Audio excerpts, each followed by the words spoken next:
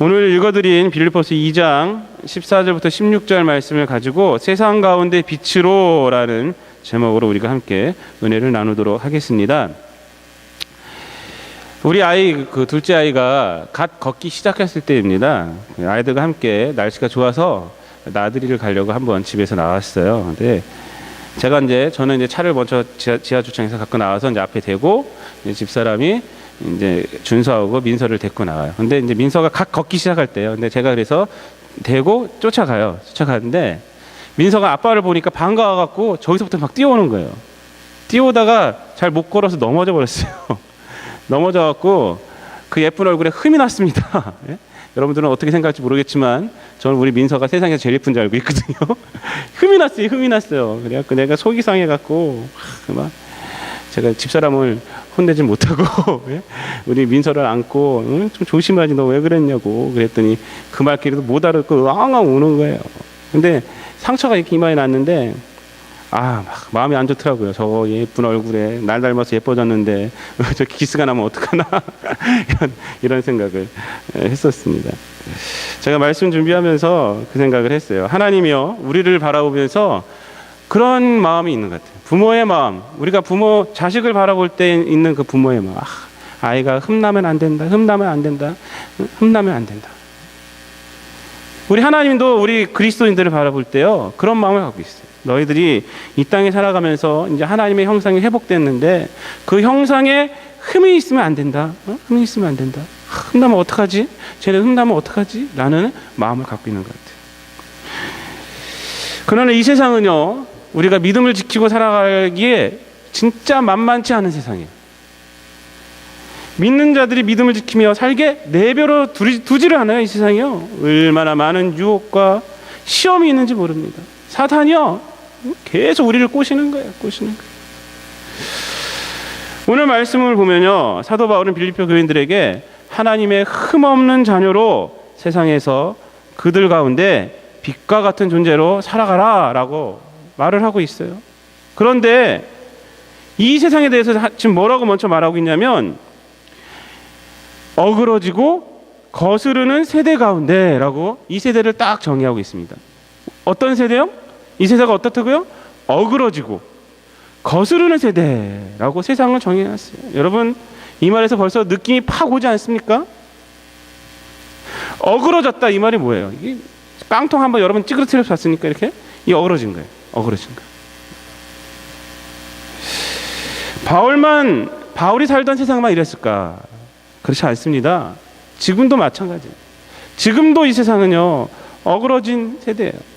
사탄은요 구원받은 우리들을 어떻게 하면 넘어뜨릴까? 온갖 방법을 다 동원하고 생각하고 있어요. 베드로전서 5장 8절을 보면요 이렇게 말하고 있습니다. 근신하라 깨어라 너희 대적 마귀가 우는 사자같이 두루 다니며 삼킬 자를 찾고 있다 라고 말하고 있어요. 믿는 자들에게 말하는 근신하라 깨어라. 왜요? 우리의 대적 마귀가 우는 사자처럼 삼킬 자를 찾고 있대요. 이게 바로 이 세상이에요. 이 세상에서 우리가 그래서 믿음을 지키기 위해서 주의를 기울이지 않고 노력하지 않는다면요 우리에게 있는 하나님의 형상은 흠집이 나는 거예요. 어그러진 세대라는 말은요 세상이 뒤틀려 있다는 말입니다. 어떤 분은 이렇게들 말해요. 법이 있잖아요. 세상이 뒤틀려 있지만 그래도 법이 살아있지 않습니까? 그러니까 괜찮습니다. 그러나 잘 생각하면 그렇지 않아요. 법이요 어느 정도 세상의 질서를 잡아주는 것은 맞는 소리예요. 그러나 법이 진리는 아니잖아요. 법은요 해석에 따라 틀려져요. 재판장 가보세요. 전 재판장 가본 적이 한 번도 없어요. 근데 제가 TV에서 보면은 그런 드라마들을 많이 하잖아요. 그 드라마 같은 거 보면요 한 죄인을 세워놓고 검사가 하는 소리가 틀리고요 변호사가 하는 소리가 틀려요. 해석에 따라 틀린 거예요. 그뿐입니까? 법은요 권력에 의해서 변질되는 경우가 허다해요. 우리나라 역사에도요 법의 5점 가운데 인혁당 사건이 있어요. 인혁당 사건. 여러분들 다 아실 줄로 제가 생각합니다. 인민혁명당 사건, 줄여서 인혁당 사건이라고 보통 말하죠. 중앙정보부의 당시의 조작에 의해서 사회주의 성향이 있는 도혜종 등의 그 인물들이 기소돼 갔고요. 선고된 지 18시간 만에 사형이 집행된 사건이에요. 근데 그 후에 역사가 어떻게 밝혀졌습니까? 인권 탄압의 사회로 밝혀졌어요. 우리나라 그 사법부에 5점으로 지금 남겨져 있어요. 5점으로. 정권에 휘둘린 거예요. 제가 이번 주에 그 다음 기사를 보다가 이 기사를 봤어요. 박정희 대통령이, 전 대통령이 인혁당 사건만 생각하면 술 먹다가 그 이후에 마음이 굉장히 아렸다 그랬어요. 박정희 대통령. 자기가 그렇게 만들었으니까. 그 사람들 죄도 없는데, 예? 국가 법으로요 무고한 시민을 죽인 사법살인 사건이에요. 사법살인 사건. 법이요? 법이 어그러진 세상을 바르게 펴는 도구가 되냐? 아니에요. 더 어지럽게 할 수도 있다는 거예요. 더 어지럽게 할 수 있다. 여러분, 우리 세상 살아갈 때도 마찬가지예요. 법에 호소하기 시작하면 골치 아파요. 예? 내용 증명 떼어서 딱 보낸다 그러면요 골치 아파요. 골치 아파. 그냥 서로 말해서 끝내버려야지. 예? 골치 아픈 거예요. 이 타락된 세상이 법이 있으니까 괜찮다? 그건 착각입니다. 착각. 그래서 어떤 사람은요 한 단계 앞서가지고 이런 말을 해요. 양심이 있지 않냐? 그래도 양심이 있지 않냐? 양심이 구부러진 세상을 펴질 수 있다라고 생각합니다. 그러나 아무리 양심이 살아있다고 해도요 안 됩니다. 하나님을 떠난 인간에게 있어서 바른 양심이란 없기 때문에 그래요. 자신의 유익을 위해서 양심을 파는 사람들이 얼마나 많은데요. 서로 인간의 양심이 100% 작용한다 해도 세상이 바뀔 수는 없어요. 왜냐? 바른 양심을 가진 사람이라도요 인간은 한계가 있어요. 무지해요. 무지해. 모르는 것들이 더 많아요. 제가 대학부 때, 중앙성교회 대학부 때 우리를 가르쳐 주셨던 집사님 한 분 계신데 그분이 굉장히 똑똑하신 분이에요. 근데 그분이 그런 소리 하더라고요. 너희들이 갖고 있는 지식이 얼마나 된다고 생각하느냐? 이 세상에 이만큼 지식이 있는데 그 중에 1%라고 생각하느냐? 1%도 안 된다라는 거예요. 근데 사람들이 교만해지기 시작하면 그 알량한 0.1%도 안 되는 그 지식을 가지고 교만해지기 시작한다. 인간의 양심이 제대로 살아있다 해도요 우리는 무지해요. 인간은 무지해요. 그래서 이 양심을 제대로 사용할 수가 없어요. 사실 보면 역사를 보면요 자기 양심 그리고 자기가 진실되다고 믿었을 때 더 큰 혼란이 오는 경우들이 있었어요. 우리나라 역사를 보면요 해방 이후가 되었을 때 엄청난 혼란이 왔습니다. 여러분 일제 36년의 치하가 끝났습니다. 사람들이 만세를 부르고 난리가 났어요. 얼마나 기뻤는지 몰라요. 다 역사를 보면. 저는 그때 살아있지는 않았지만 그러나 우리 역사를 봤을 때 그 기쁨도 잠시였어요. 소련을 따르는 공산주의, 미국을 따르는 민주주의. 그래서 그 해방된 민족이 나눠져 버렸어요. 그리고 서로 어떻게 했습니까? 서로 죽이고 테러하고 자기가 갖고 있는 사상이 맞다는 거예요. 사상이. 그것을 위해서 자기 양심을 했어요. 일제시대 때는 그래도 해방이라는 한 가지 목표가 있었기 때문에 그들이 하나가 될 수 있는데 해방 이후에는 서로 적이 되어버렸어요. 그리고 이 갈등이 어떻게 됐습니까? 6.25로 나타난 거예요. 6.25로. 여러분 6.25는요 정말 동족 상잔의 비극 아닙니까? 비극. 자기가 진리라고 믿고 있던 사상에 의해서 변질된 양심들이 당시에 얼마나 잔인했는지 몰라요. 죽창으로 찔러 죽이고, 네? 민주주의 믿는다고 죽창으로 찔러 죽이고, 공산주의 믿는다고 쏴 죽이고, 그리고 나서 사람을 죽여도 눈 하나 깜짝하지 않았어요. 전쟁 중에서요 역사적으로 봤을 때 가장 잔인한 전쟁은 뭐냐면 사상으로 일어난 전쟁하고 종교 전쟁 이런 것들이에요. 이러한 원인으로 발생한 전쟁, 이 전쟁은요 사람을 죽여도요 양심에 가책이 없어요. 왜? 죽어 마땅한 사람을 죽였다 생각해요. 저 사람은 죽어야 되는 거예요. 오히려 상 받은 일을 했다라고 생각해요. 여러분, 극단 이슬람주의자들은 어떻습니까? 폭탄 테러하고 나서 눈알 깜짝하네요. 눈알 깜짝. 성경에 보면요, 화인 맞은 양심이라는 표현이 그래서 나옵니다. 디모데전서 4장 2절을 보면요, 이렇게 말해요. 자기 양심이 화인을 맞아서 외식함으로 거짓말하는 자들이라. 잘못된 양심은 잘못된 행동을 낳게 돼 있어요. 성경은 그래서 이렇게 말을 해요. 고린도전서 10장 12절에 보면요, 선줄로 생각한 자는 넘어질까 조심하라 라고. 무슨 말이냐면 겸손함으로 자기가 맞다고 생각돼도 자기를 항상 살피라는 거예요. 자기를 살피라는 거야, 자기를. 성경 계속 그렇게 말하고 있어요.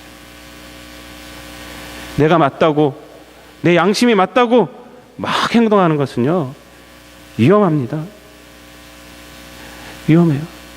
우리 믿는 자들이 나의 양심과 세상의 법을 잘 지켰으니 믿음을 지키며 살 수 있다 라고 생각한다면요, 그거는 착오예요, 착오. 그렇다면 우리가 어떻게 살아야 이 세상 가운데 믿음을 지키며 하나님의 영광을 드러내며 살아갈 수가 있겠습니까? 오늘 본문을 통해서 우리가 한번 그걸 살펴보려고 합니다. 사도 바울은요, 오늘 본문을 통해서 두 가지를 우리에게 말씀하고 있습니다. 첫 번째, 이렇게 말하고 있어요. 사도 바울은 모든 일에 원망과 시비가 없이 하라 라고 말하고 있어요. 14절 말씀. 모든 일을 원망과 시비가 없이 하라. 권면하고 있어요. 여러분, 세상은 어그러지고 타락된 것입니다. 우리가 이러한 세상에서 살아갈 때 우리는 잘못된 것을 많이 볼 수밖에 없어요. 기독교인이 됐을 때요, 그것을 많이 볼 수밖에 없어요. 제일 먼저 본 것은요, 나의 삶이 잘못된 것을 보여요. 그래서 그걸 회개하고 그걸 고쳐나가는 거예요. 그리고 세상을 봐도요, 그런 것들이 보여요. 그래서 그거에 빠지지 않기 위해서 우리가 늘 노력하는 거예요. 그거 다른 사람들도 보여요. 근데 그런 것을 보았을 때 어떻게 할까? 사도 바울은 지금 원망과 시비가 없이 하라 이렇게 말하고 있어요. 이 말씀은 뭐냐면, 이 더러운 세상 하면서 그냥 참고 살아가라는 것이 아니에요. 좀 더 적극적인 말이에요. 소극적인 말씀을 하는 것이 아닙니다. 피해라, 이 세상을 피해라 이렇게 말하는 것이 아닙니다. 이 말씀은 뭐냐면, 원망과 시비가 없이 하라 이 말은 뭐냐면, 어떠한 삶이 믿음의 삶인지 너희들이 보여주어라 하는 거예요. 보여주어라. 여러분, 빛에는요, 두 가지 성질이 있습니다. 빛, 우리가 이 빛이 있잖아요. 빛은요, 열의 성질이 있어요. 모든 빛은 열, 뜨끈뜨끈한. 그 다음에 환하게 하는 성질이 있어요. 그걸 또 빛이라 그러죠. 열이 있고 빛이 있어요. 근데 이 열이라는 성질은요, 모든 물질을 다 태워버려요. 그리고 결국 죄만 남게 돼요. 그러나 빛, 환하게 하는 것은 그렇지 않습니다. 태우지 않아요. 그냥 비춰줘요. 환하게 비춰줘요. 세상을 밝힙니다. 더러운 것을 보여줍니다.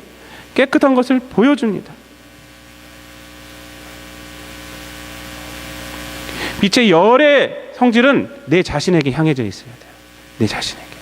그래서 내 자신에 있는 모든 더러움을 태워버려야 돼요. 하나님의 말씀이 들어왔을 때요, 내 자신에 있는 걸 다 태워버려야 돼요.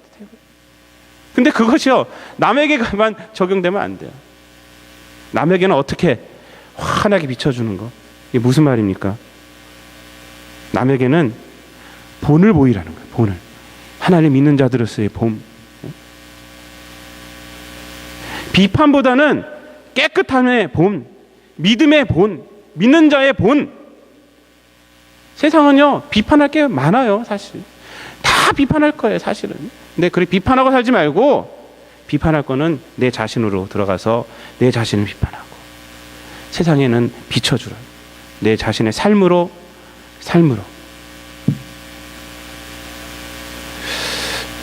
제가 어저께 다음 뉴스를 쭉 보다가 무릎팍 도사라는 프로그램이 없어졌습니다. 제가 즐겨보는 프로그램이었거든요. 그 토크쇼인데 강호동 씨가 나와서 이렇게 무당처럼 이렇게 하고 나와서 이렇게 토크쇼 하는 거 있었잖아요. 근데 강호동 씨 그 세금 문제인가요? 그것 때문에 이제 자기가 책임지겠다고 이제 나갔잖아요. 그래서 무릎팍도사가 없어졌어요. 근데 무릎팍도사에서 보조 진행했던 사람 중에 우승민 씨라고 있어요. 올벤이라고. 말 별로 안 하고 이렇게 가만히 있다가 한 회에 한 두세 마디 하나 그러고 이제 가는 분이 있어요. 근데 그분하고 어떤 분이 인터뷰한 그 기사가 이렇게 있더라고요. 근데 그 기사가 우승민 씨에게 이런 질문을 했어요. 무릎팍도사에서 큰 역할을 한 강호동에게서 5년 동안 했나 봐요. 5년 동안 했는데 배운 것이 뭐냐라고 물으니까 이런 걸 배웠대요. 강호동 씨가 이런 말을 했대요. 가장 기억에 남는 건 이렇게 해서 말하는 게 강호동 씨는 어떤 사람의 단점은 보기 쉽다. 단점을 찾아 욕하는 것은 누구나 다 한다. 그런데 그것은 정말 의미 없는 일이다. 하지만 장점이 없는 것 같은 사람한테도 장점이 있으니 그 사람의 장점을 발견하는 눈을 가지는 게 중요하다. 누구를 봐도 구시렁대거나 안 좋은 것을 보려 말고 항상 좋은 것을 보라라고 말을 했대요, 자기한테. 그것이 기억에 남다. 제가 이 기사를 읽고요. 야, 강호동이 난 사람이구나. 네. 씨름한다고 해서 무식한 사람인 줄 알았더니 그렇지 않더라고요. 네. 누구에게나 단점 보는 건 쉽다는 거예요. 쉽다는 거예요. 근데 그 사람에서 장점을 찾는 것이 힘들다. 그래서 장점을 찾으려고 하라는 거예요. 장점. 오늘 말씀을 보면요. 이렇게 말하고 있습니다. 하나님의 자녀로 15절 말씀 중반부에 보면요. 하나님의 흠 없는 자녀로 세상에서 그들 가운데 빛들로 나타내며 라고 말하고 있어요. 빛들로 나타내며. 불과 같은 역할, 그런 건 내 자신에게만 적용을 시키고 세상을 향해서는요. 빛들로 나타나요. 빛들로. 비추는 것으로 나타내라. 세상의 참 삶이 무엇인지 본을 보이는 삶을 살아라는 거예요. 원망과 시비 말고 그렇게 살아가라는 겁니다. 사실 세상에 원망과 시비를 하면요. 그건 무슨 말입니까? 내가 맞고 당신이 틀렸다는 거예요. 그 원망과 시비를 하기 시작하면요. 분열이 일어나기 시작해요. 계속 분열이에요. 분열. 그러나 본을 보이는 삶들로 빛들로 나타나는 삶은요. 이해가 있고요. 용서가 있고요. 결국 하나됨이 있는 거예요. 하나됨. 그런데 이러한 삶은요. 때로는 힘이 들기도 해요. 손해보기도 합니다. 욕먹기도 합니다. 그러나 이러한 삶이 그리스도인의 삶이에요. 그래서 성령의 9가지 열매 중에 있는 것이 뭐냐면 인내가 있는 거예요. 인내.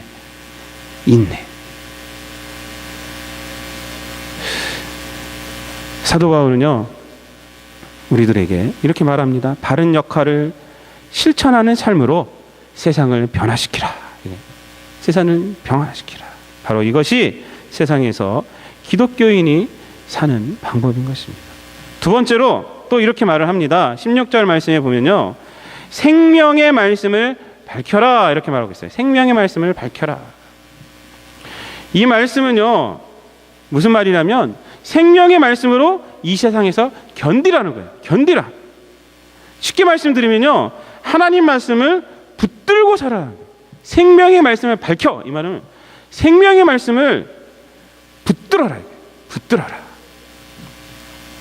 우리가 어그러지고 거스리는 이 세상에서 빛과 같은 존재가 되기 위해서는요. 하나님 말씀을 붙잡아야 돼요. 하나님 말씀을. 하나님 말씀을 떠난다면 어두운 세상에 우리는 갇히게 되어 있습니다.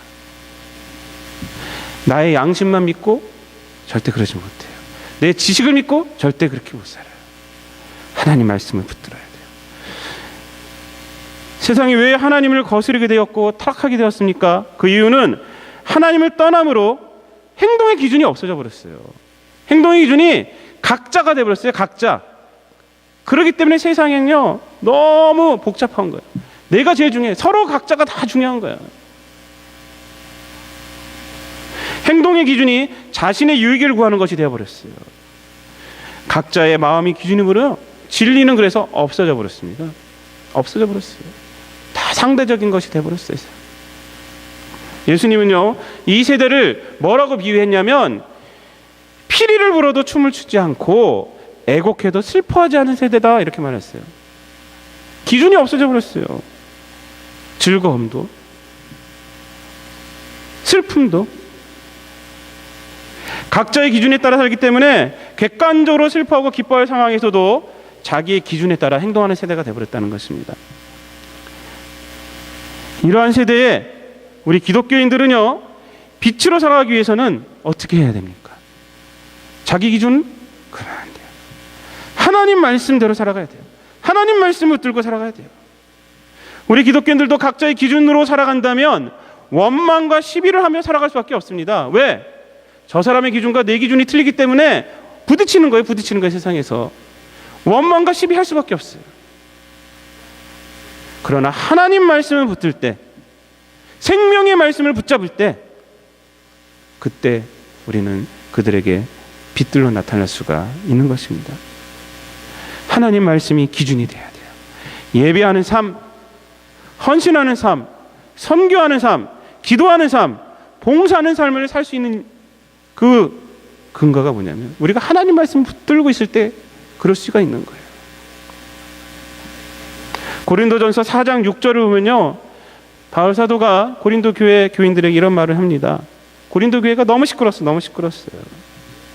근데 뭐라고 말하냐면 고린도전서 4장 6절에 말씀 밖으로 넘어가지 말라 이렇게 말했어요. 말씀 밖으로 넘어가지 말라. 하나님 말씀 안에 있어라. 너희들 니네 말씀 밖으로 넘어가갖고 싸우고 있냐 이거예요. 누구에게 하는 소리냐면요, 안 믿는 자들에게 하는 소리가 아니라 고린도 교인들에게 하는 소리예요. 기독교인은 늘 하나님 말씀 안에서 하나님 말씀을 가까이 하며 하나님 말씀을 붙잡고 하나님 말씀을 거울 삼아서 우리가 살아가는 삶이에요. 그럴 때 우리가 세상에 본을 보며 살아갈 수가 있다는 것입니다. 영어 성경 NIV를 보면요, 생명의 말씀을 밝히라, 이 밝히라는 부분에 어떤 영어가 써 있냐면 hold out이라고 사용하고 있습니다. 여러분들 다 아시다시피 hold라는 뜻의 기본적인 뜻은 뭡니까? 붙잡다는 거예요. hold, 붙잡다. 그런데 여기 out이 붙어갖고 어떤 뜻으로 변했냐면요, 견딘다라는 뜻이 됐어요. 견딘다. 여러 가지 뜻이 있지만 견딘다. hold out. 그래서 이 뜻을 이것으로 해석한다면요, 생명의 말씀으로 견디라는 거예요. 견디라. 이 어그러지고 거스르는 세대 가운데서 우리가 어떻게 믿음을 지키며 살아갈 수 있느냐? 생명의 말씀을 붙잡을 때 우리가 견딜 수가 있다는 거예요. 하나님 말씀을 따라서 이 세상에서 사는 것은요, 힘이 듭니다. 힘이 들어요. 왜요? 세상은 죄로 인해 이미 어그러졌고 하나님을 향해서 거스려졌어요. 지금. 그러므로 우리가 하나님의 백성으로 이 세상에서 산다는 것은요, 세상의 시각에서 보면은 우리가 이 세상을 거스리는 것이기 때문에 힘이 드는 거예요. 힘이 드는 거예요. 세상을 거스리는 거예요. 세상의 법칙이 우리가 노하고 살아가는 거예요. 노하고. 그러니까 힘이 드는 거예요. 그러기에 우리가 하나님 말씀 안에 있어야 돼요. 우리 힘으로만 막 살아가려고 한다면 제한돼요. 갈 수 있는 길이 너무 좁아요. 아니, 적어요. 결국은 지쳐갖고 번아웃 돼요. 그러나 우리가 하나님 말씀을 붙들고 거기서 힘을 받고 살아간다면 우리가 넉넉히 이기며 살아갈 수가 있습니다. 하나님 말씀이 있어야 우리가 견딜 수가 있는 것입니다. 그 말씀이 있어야 힘을 얻을 수가 있는 것입니다. 여러분들 늘 하루하루 이 하나님 말씀을 가까이 하시길 바랍니다. 하나님 말씀을 우리가 읽어야 돼요. 하나님의 말씀을 우리가 잘 봐야 돼요. 우리가 작년까지 그래서 매일 그 맥체인 성경을 통해서 우리가 훈련하지 않았습니까? 2년을 훈련했어요. 2년. 성경을 읽어야 합니다. 일주일에 한 번 교회 나왔을 때만 말씀을 이렇게 보면 안 돼요. 큐티도 하고요, 성경 공부도 하고 그래야 돼요. 그럴 때 우리는 하나님의 뜻을 우리가 알 수가 있어요. 오늘 하루의 뜻을 내가 알 수가 있어요. 지금 이 시간의 뜻을 내가 알 수가 있어요. 그럴 때 하나님의 말씀을 볼 때 말씀 속에서 우리가 힘을 얻을 수가 있습니다. 말씀 속에서 우리가 사명을 발견할 수가 있습니다. 말씀 속에서 우리가 위로를 받을 수가 있어요. 위로를 받을 수가 있어요. 하나님 말씀은요, 믿는 우리 기독교인들의 삶의 등불이고요, 우리 삶의 여정이 되는 길을 비춰주는 그러한 빛이 되는 거예요. 시편 119편 103절에 보면요, 하나님 말씀의 힘을 경험한 자가 이렇게 고백을 합니다. 주의 말씀의 맛이 내게 어찌 그리 단지요, 내 입에 꿀보다 더 다니이다, 이렇게 말해요. 여러분, 이 고백을 좀 하셔야 돼요. 꿀보다 더 달다. 꿀보다 더 달다. 하나님 말씀이요, 정말 꿀보다 더 달아요. 꿀보다. 여러분, 말씀의 맛을 여러분 아십니까? 말씀의 맛을 아십니까? 아직 모르신다면요, 내가 이제 예배 끝나고 가서부터는 내가 이 말씀의 맛을 내가 알리라. 그래서 말씀을 보시기 바랍니다. 말씀이 여러분의 그 마음속에서 움직이는 거, 살아 움직이는 걸 느끼시기 바랍니다. 결론적으로 말씀을 마치겠습니다. 오늘 사도 바울의 빌립보를 향한 권면처럼 여러분 모든 성도님들이 하나님 말씀을 기준으로 삼고 거스리고 어그러진 세상 가운데서 빛과 같은 존재로, 하늘의 별과 같은 존재로 살아가셔서 정말 낭비하는 인생이 아닌 하나님의 영광을 드러내는 그런 삶을 사시기를 부탁드립니다. 영화 빠삐용에 보면요, 유명한 대사가 있어요. 저도 기억도 안 나는데 제가 인터넷 뒤지다가 이 글을 제가 발견을 했어요. 뭐라고 말하냐면, 그 유명한 대사 가운데 하나가 뭐냐면, 살인죄보다 더 큰 죄는 인생을 낭비한 죄다. 대사 중에 하나예요. 인생을 낭비하는 것은, 하나님께 주신 시간을 낭비하는 것은요, 살인죄보다 더 크다. 영화의 대사지만요, 얼마나 우리에게 큰 인사이트를 주는 말인지 몰라요. 원망과 시비로 가득 찬 삶은요, 인생을 낭비하는 거예요. 막 낭비하고 있는 거예요. 쾌락과 즐거움만 쫓아가는 삶, 그것도 인생을 낭비하고 있는 거예요. 하나님 앞에 남는 것이 하나도 없는 거예요. 하나님을 예배하는 삶이 돼야 돼요. 그리고 하나님 주신 사명을 깨닫고 이 세상에서 그 사명을 이루기 위해서 노력하는 삶, 하나님을 사랑하고 이웃을 사랑하는 삶, 남을 위해 봉사하고 섬기는 삶, 이 삶이 하나님께서 우리에게 원하시는 삶이고, 이 삶이 남는 삶이에요. 세상의 빛으로 나타나는 삶입니다. 늘 하나님의 말씀을 붙잡고 그 말씀 속에서 힘을 얻고 그 말씀으로 견디며 후에 하나님으로부터 야, 너 알찬 삶을 살았구나 라는 칭찬을 받는 모든 성도님들이 되시기를 우리 주님 예수 그리스도의 이름으로 축원드립니다. 기도하겠습니다.